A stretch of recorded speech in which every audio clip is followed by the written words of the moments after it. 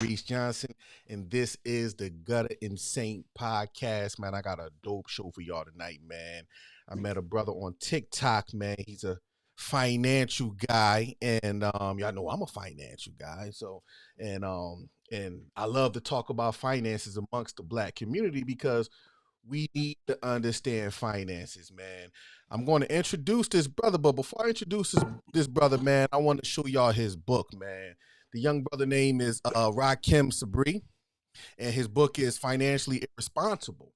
And I didn't get to read it yet. I found it on Amazon. I'm definitely gonna buy it, and y'all should too, because man, this brother's story on TikTok blew my mind enough for me to be like, yo, I gotta reach out to this brother because I would love to have him on the podcast, man. So if you're on TikTok, look him up, right? You know what? Let me bring the brother in so he can introduce himself and give y'all all his socials.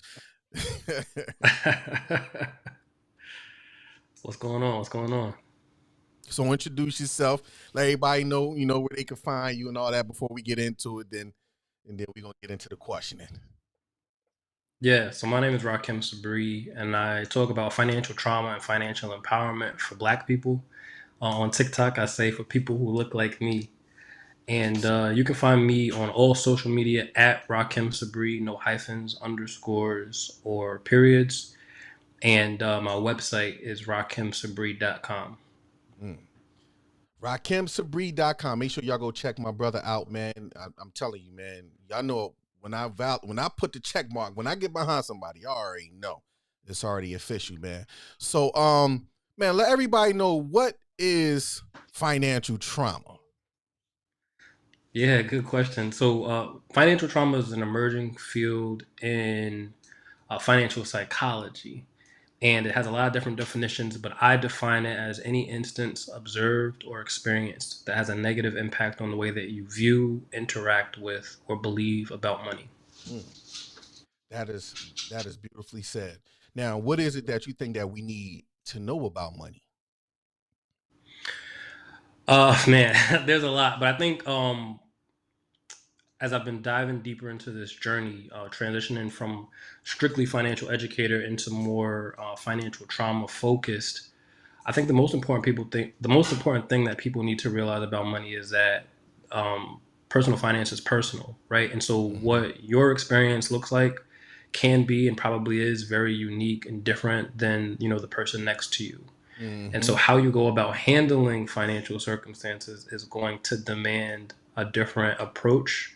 And certainly there are best practices and foundational behaviors that we should all learn that come with the whole financial literacy movement.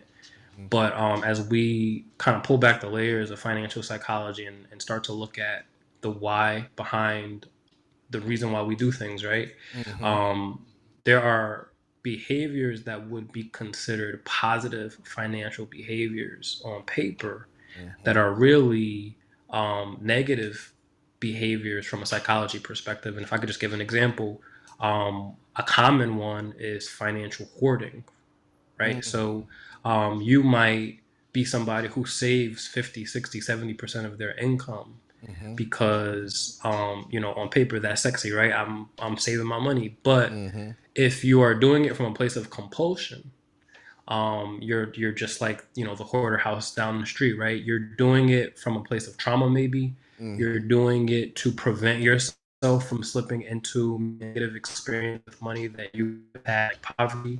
Mm-hmm. And in that way, you're kind of robbing yourself of really the purpose, right, behind making money, and that is to, I mean, there are many, but to buy back time, to Mm-hmm. be able to in life, so many different avenues that you can take that, and so just understand that money is a tool. It's not the end all be all. And Mm-hmm. why we interact with money the way that we do, that's really my job in occupying this space right now. Mm-hmm. So I think coming from a family who didn't have um generational wealth passed down to me, right? I probably could speak for a lot of black people. When we get a certain amount of money that could be life changing, a lot of us don't know how or know where to put it or how to invest, No, they don't know. We don't know how to spend it. We don't know. Well, I ain't gonna say know how to spend it because we know how to spend it well, but we don't know how to invest it. So when I think about financial trauma, I instantly think about somebody who came into some money and blew it. Is Yeah. that somewhere along the lines where your expertise at and understanding? So financial trauma is certainly a spectrum, right? And there's a lot of space in between what these ends of that spectrum can look like. So yes, I think that the example that you gave could be a cause of financial trauma. Mm-hmm. You inherit this windfall, or maybe you win the lottery, or maybe you get a settlement, right? So you have life changing money that you didn't have before. The decisions that you make after that point are going to be informed by your experiences and your beliefs with Mm-hmm. money. So, to your point, and I can relate to this, growing up in New York on Section 8 with food stamps, like I didn't come from a lot of money either. Experiencing a life changing amount of money without the context for how to use that money, without understanding the services or the tools or the professionals that are in place to help me, Mm-hmm. I would probably do the same thing and blow that money very quickly. Or, to my previous point, try to hoard it. And Yeah. so, what good is money in that amount, right? Doing in a bank account or Mm-hmm. under a mattress or in a drawer. Mm-hmm. So, certainly our experiences, our previous experiences, or maybe our current experience with money is going to impact what, and I'll go on the air on the side of controversy right now, right? One of the big topics in the black community and in the media right now is reparations, right? Mm-hmm. So we go through this whole exercise of, yes, this country was built on the back of black people, and we should all get reparations. Mm-hmm. But what happens when we do get reparations, right? Are Of we going to do course. the same thing that we did when we got the stimulus checks and the PPP loans and all those Mm-hmm. things, like basically give it right back?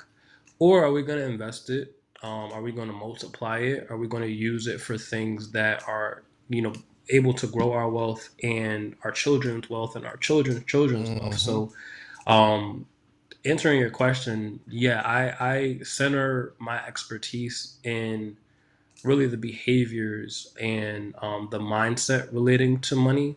Mm-hmm. My background is in banking and financial education, so I can understand the tools and the strategies and the Mm-hmm. professionals that are in place to kind of help guide you.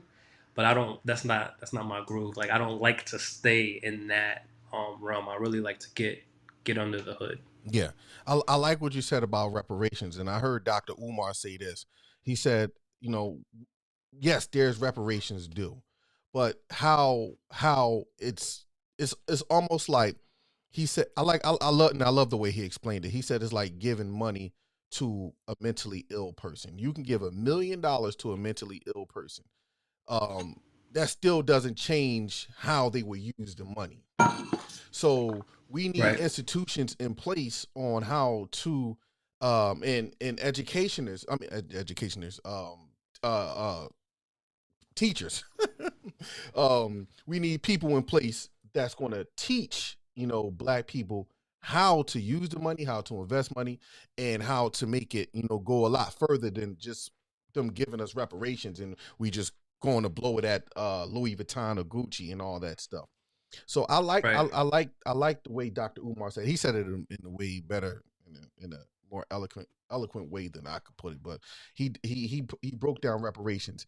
Um, Now, when you talk about hoarding money, um, break that down on. Yes, I understand. I understand that from a point of view, from the point of view when I started making money. I'm like, man, I always tell my wife, look, you gotta, we gotta make sure we gotta do this, we gonna do that because I ain't trying to go back.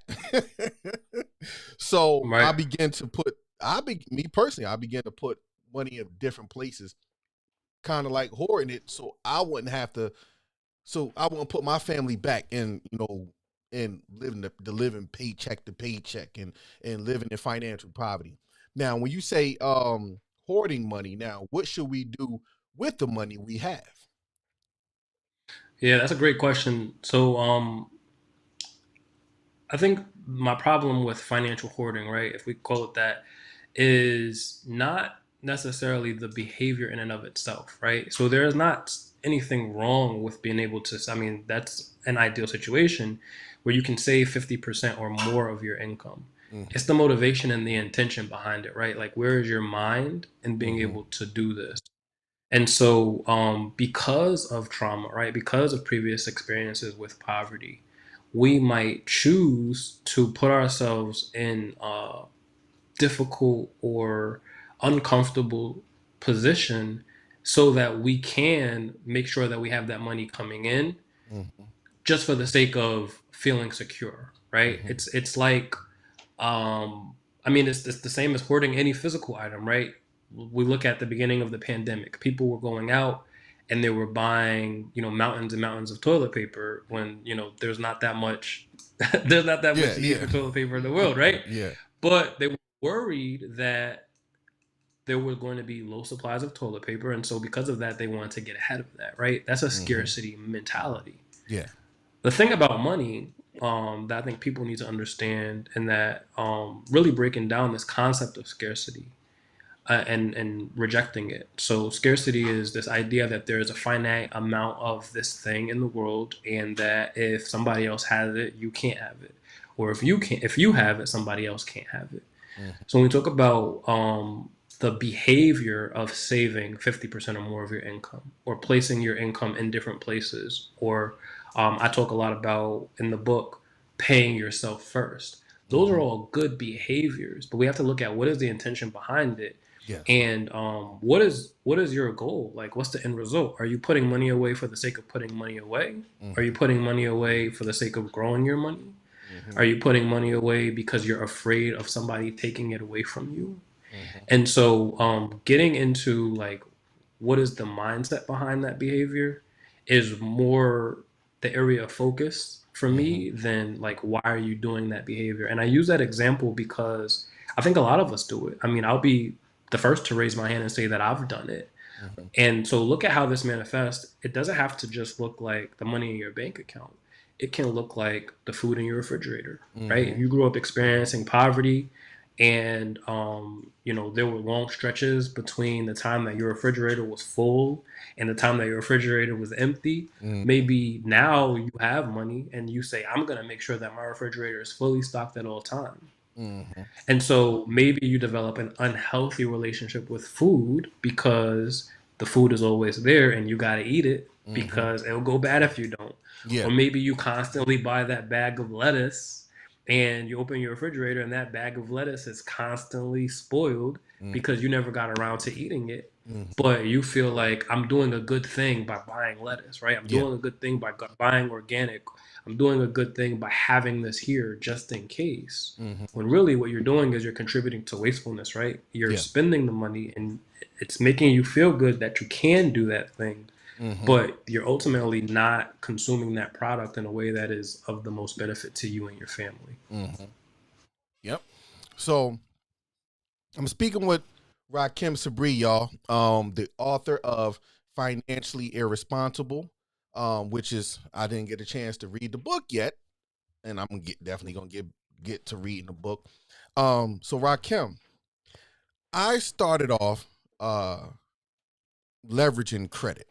I got with a friend, and he showed me how to leverage my credit by fixing my credit, buying some property, utilizing different uh systems such as like getting HELOCs to buy multiple property, and using credit cards to leverage your finance, your finances and all that stuff, and which was very life changing for me. Um, Yep. so like what would be your strategy, or is your strategy along those same lines, to get someone that's looking to, say like, hey man, I'm ready to just get financially liberated. I don't know where to start or how to start. And which is a lot of us, questions at one point in time. What will be your starting point for somebody who's in that mindset? Yeah, that's a tough question. And I thought of two clever answers kind of kind of joking, kind of serious. I would tell them to buy financially irresponsible, right? But There we go, you y'all. know, my perspective has changed on this topic over the years because I don't think that financial literacy is enough. So to Mm, your point around leveraging credit, I was in the same boat.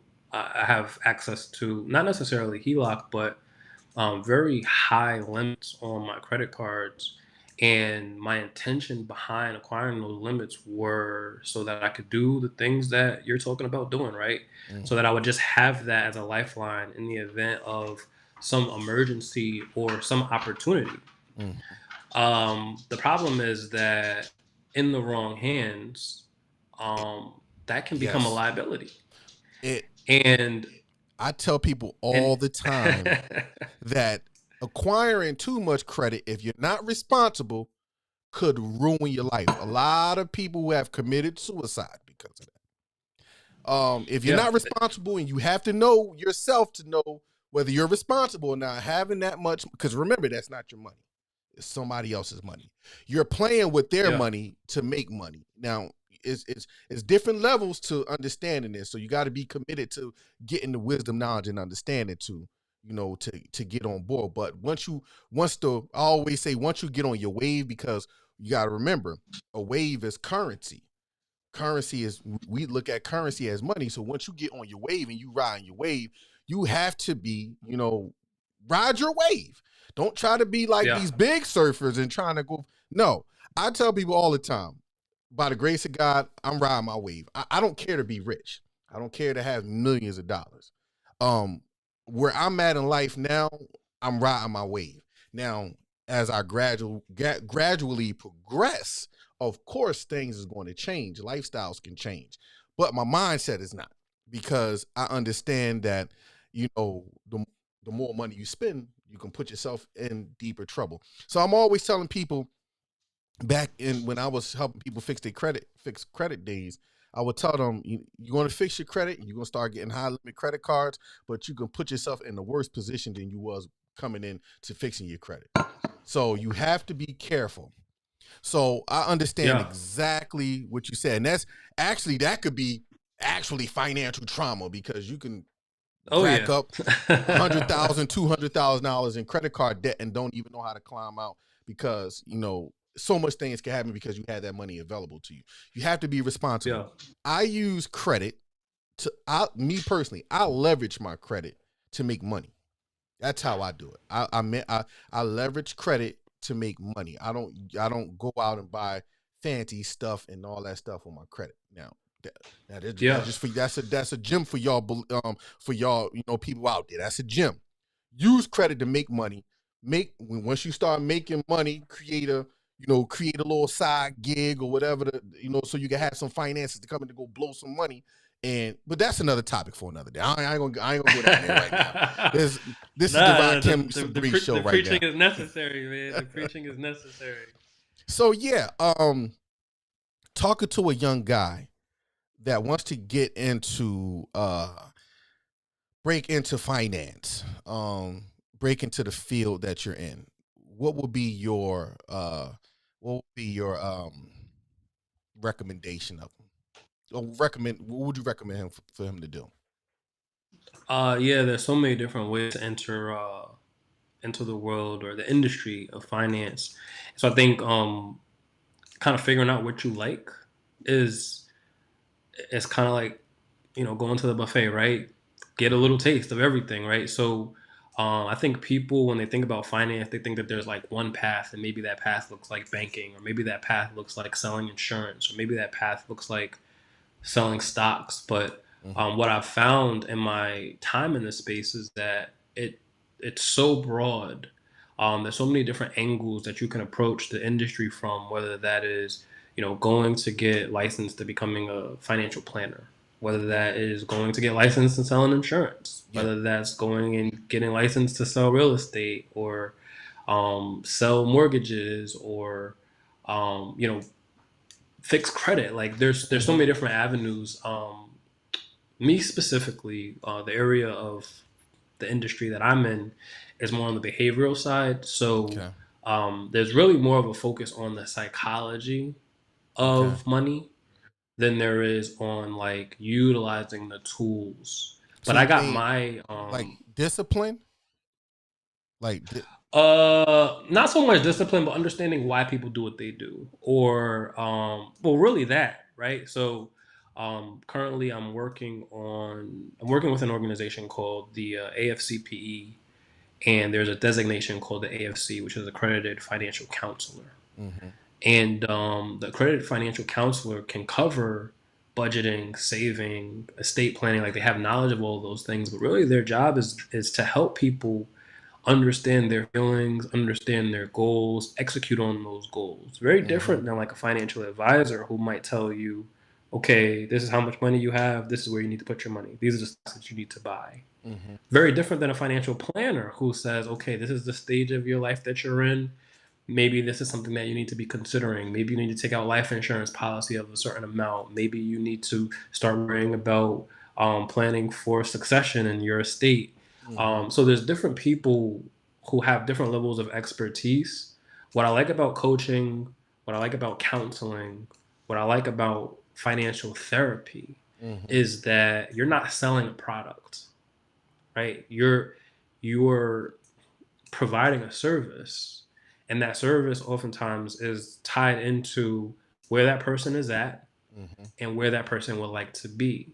So, as a financial coach, there are instances in time where I'm having a conversation with a client and money doesn't come up, mm right? Because what are the barriers to what financial happiness or financial success look like to you as an individual that are not related to money. Maybe you're in a unhappy relationship. Maybe you hmm are not happy with your job. Maybe you have a high income, but you also spend a lot. hmm And so understanding what's the motivation behind spending that much, right? Do you need to be driving the newest, fastest car? Do you need to be renting, the high-rise condo in the city? mm Do you need to be, buying the house that you qualify for, but maybe don't necessarily need all of that space? And Yes. so really holding up a mirror to people and saying, okay, this is who you are. This is what you do. Like, what do you hmm want to do about that? And helping guide them through decision making, their thoughts, their feelings around money is hmm that's what I love. And so somebody looking to get into that area or that angle of the industry, I hmm would say focus on psychology. Definitely get a strong understanding of finances, financial tools, financial strategies. hmm But the sexy side of the industry is definitely sales, right? Life insurance, stocks, real estate, banking, and that's where a lot of people cut their teeth in the industry as well. So hmm I would do some digging to find out where are their interests, hmm and are they really committed to it. I've been in this space now for over a decade. hmm I've seen the rise and fall of people who are Yes. committed to like finances, right? Like they get in because it's cool and it's sexy and everybody's talking about it. I mean, hmm seen the rise and fall of crypto. We've seen the rise and fall of forex. We've seen not really the rise and fall of real estate, but popularity hmm spikes in real estate surrounding the market. And what that tells me about a lot of the people who come in as quote unquote influencers in the space is that they're not committed to this work. They're committed to the paycheck that comes with the work. Yeah. And so understanding people's motivations going into the industry and why do you want to command an audience of, however many thousand followers, and why do you want to talk about this product? And it's unfortunate because like the credit repair guy is now almost synonymous with like a scammer, right? Yeah. The That's true. life insurance salesperson is now almost synonymous with the scammer, right? Or multi-level marketing. So hmm there's a lot of negative stigmas, unfortunately, tied into some of this important work that people And do because, to your point earlier, like people are in it for the quick buck. yeah, the MLM industry is very heavily. It has a bad reputation, but it is full of some scammers, and Yeah. and it's unfortunate. It's very unfortunate.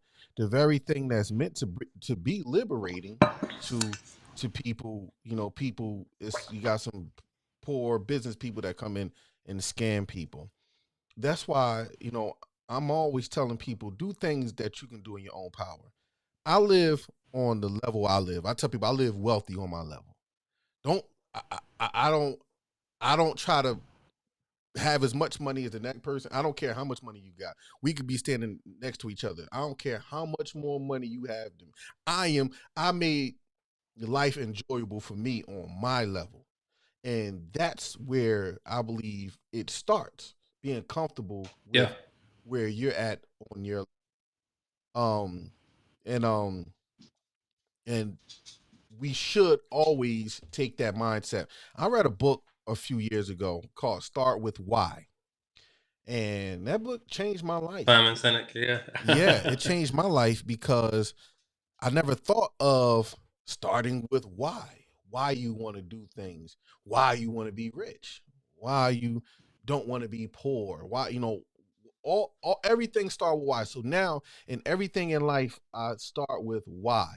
Why do I want to do this? Why do I need Yeah. that? So and with that mindset, it makes me think: do I really need it? Do I really need to spend this money and do all the other stuff that people do with money? But man, tell the people a little bit about your book. Yeah, it's funny. I just interviewed with somebody about it recently, and I'm like, they had just read it, but I haven't read it in a while because I wrote it and published it back in 2019, and so they're asking me questions about the book, and they're like, "How do you feel about this? And how do you feel about that?" And I'm like, my feelings have changed. Mm-hmm. But financially irresponsible was born out of a completely different desire. To be honest with you, I had wrote my first book already in 2018 called Mentorship: The Playbook, and I was working with a coach this time to write book two. And originally, the concept was centered around 30 things that you should accomplish before you turn 30.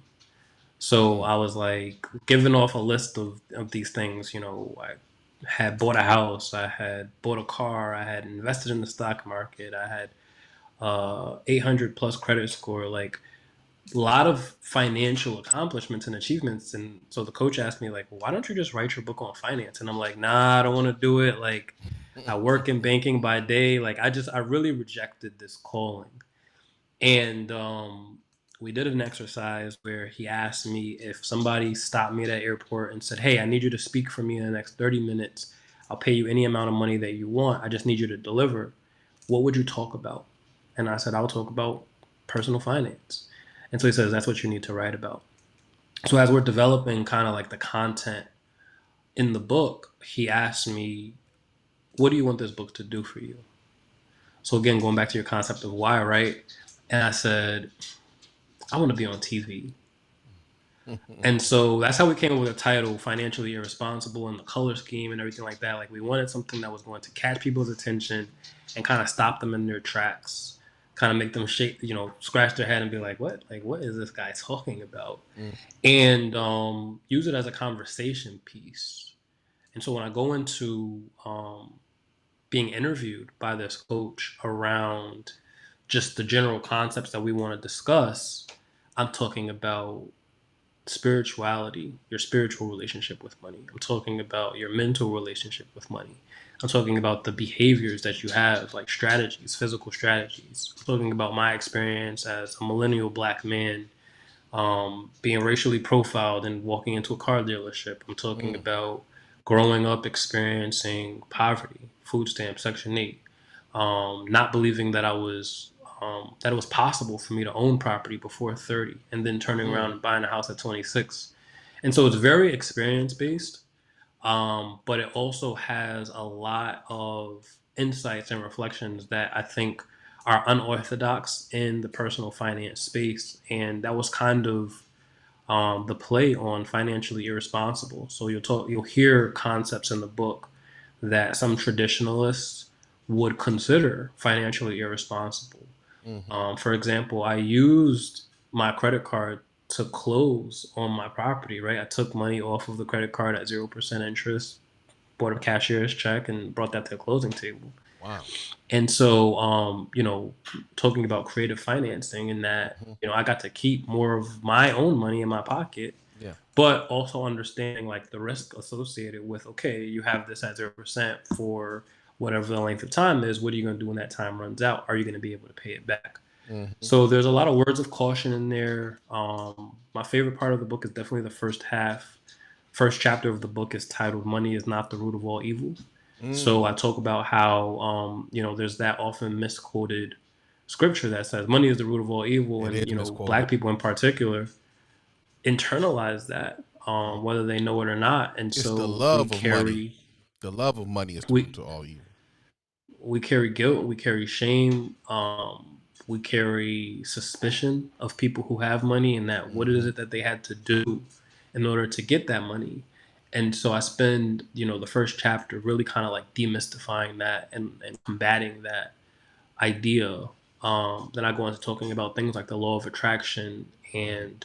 and fear and guilt, and using fear as an ally. And really, like the first half of the book is definitely like my jam. And then the last couple of pages of the book are a limited glossary. So I don't profess to have like every term, but a limited glossary around financial products or terms that introduce like this concept of financial literacy to people who maybe never had that experience.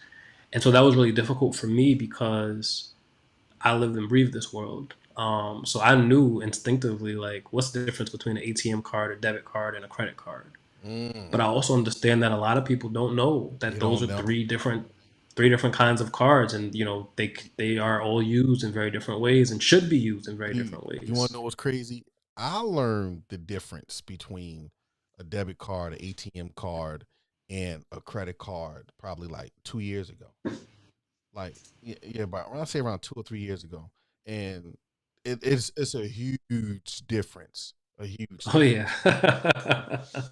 I was talking to a Definitely. wealthy friend of mine, and he was telling me now he's worth a lot of money. He was telling me how he keep less than $10,000 in his bank account now. He can keep way more than that. Um, and he was telling me why. He said money sitting in your bank account is not doing anything. So Right. I'd rather always I created a stream for me to have always have income, but most of the money I get always go back into reinvesting. So I'm always having my money work for me in one way, form, of another. And I understand he have a lot of responsibility. That's what it's really a lot of responsibility to be being worth all that money. I don't want that Yeah. type of responsibility. I'll tell you, listen. I'm responsible with what I got. What I got is good, and my family, my kids, my wife and kids will be set up, good. We have life insurance, and all that is fine and dandy. Um, it takes great responsibility to handle great wealth. And that's why I'm always telling people be wealthy on your level. You Right. probably don't want to be a millionaire, trust me, because the concept of more money, more problems is true. Because now you're 100%. buying things you never had and you didn't even know the responsibility it took to upkeep it. Now you don't have money coming in. You done bought you a $500,000 house and you didn't know the upkeep on it is $10,000 a month. You see, so it's a lot of responsibility with obtaining money.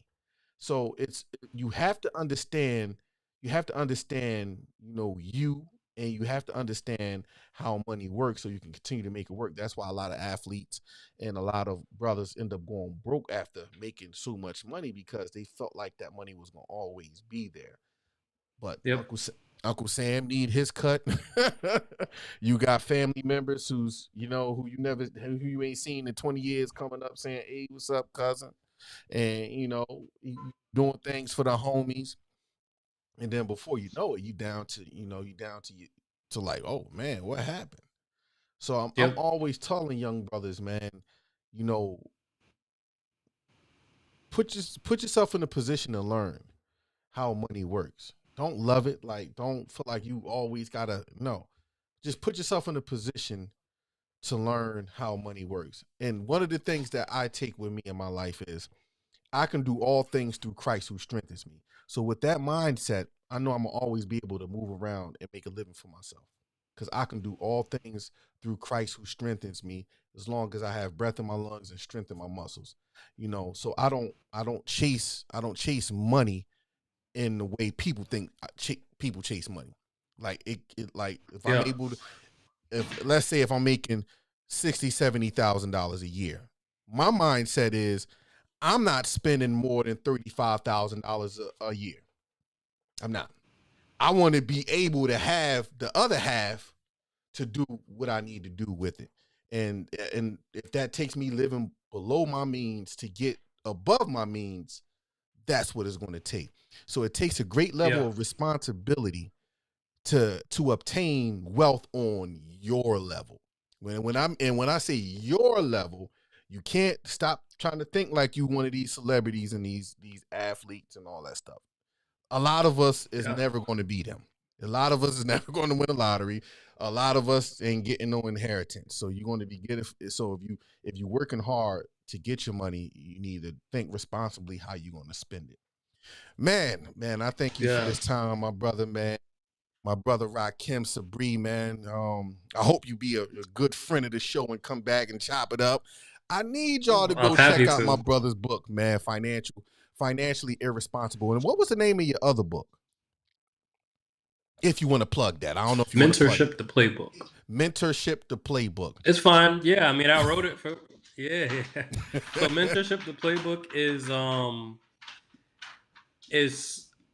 again really experience based. So I talk about my experience growing up as a black man, Hmm. or growing up and becoming a black man rather, and the relationships that I've had along the way.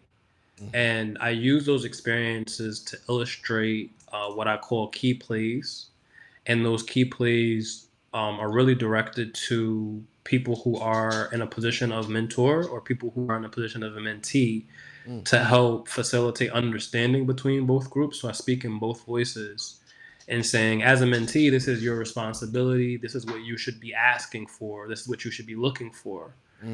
And then as a mentor, this is what you should be looking for. This is what you should be asking for from your mentee.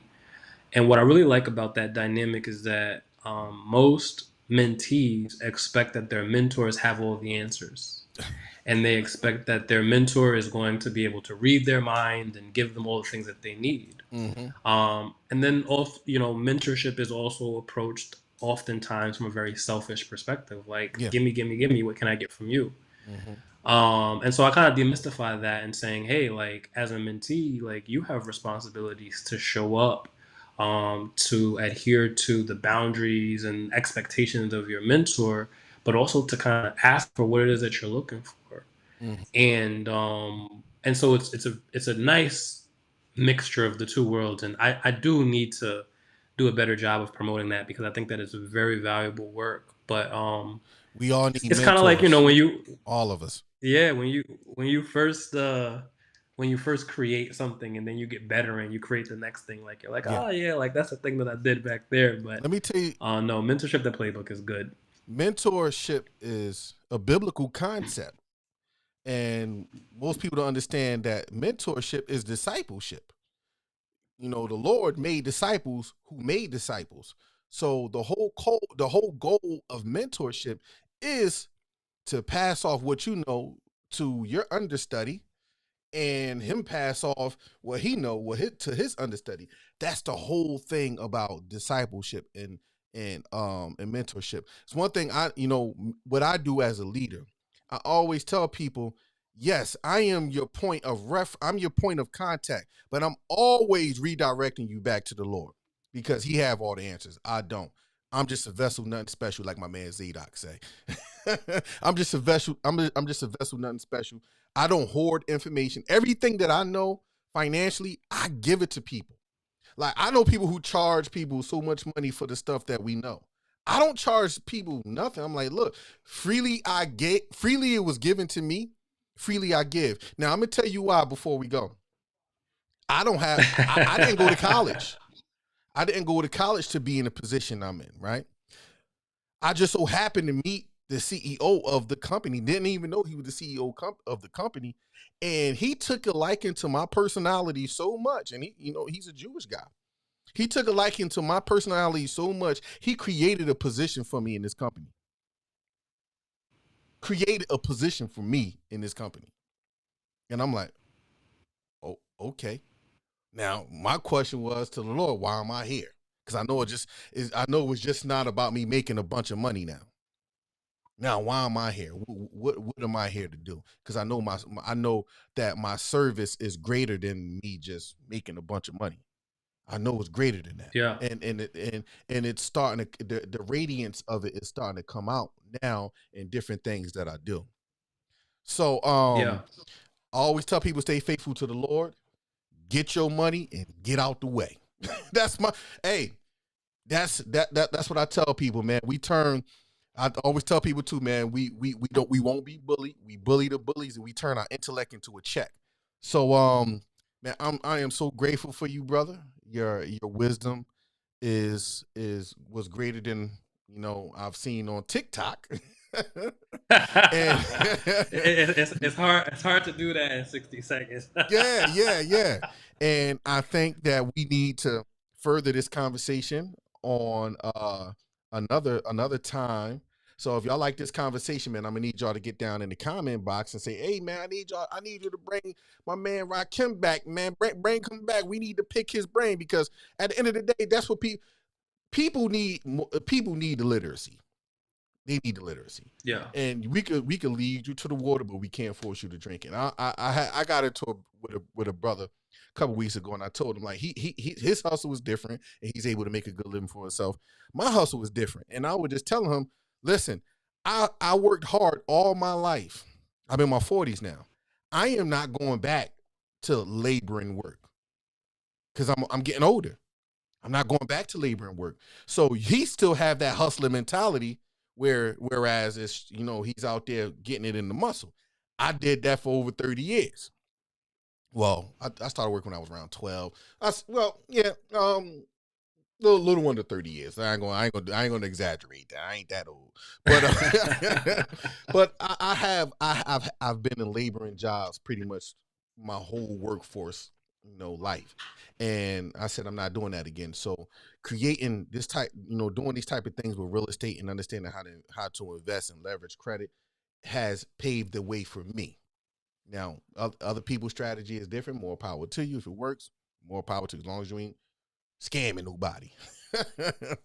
But Yeah. man, I thank you for your time, man, and we definitely going to do this again, man. I thank y'all for timing in. This is no, that's not even a rebuttal live. That's my other show. This is the Gutter Insane Podcast. I'm your boy Reese Johnson. You already know we won't be bullied. We bully the bullies, and we turn our intellect into a check, man. I holler at y'all on the next one.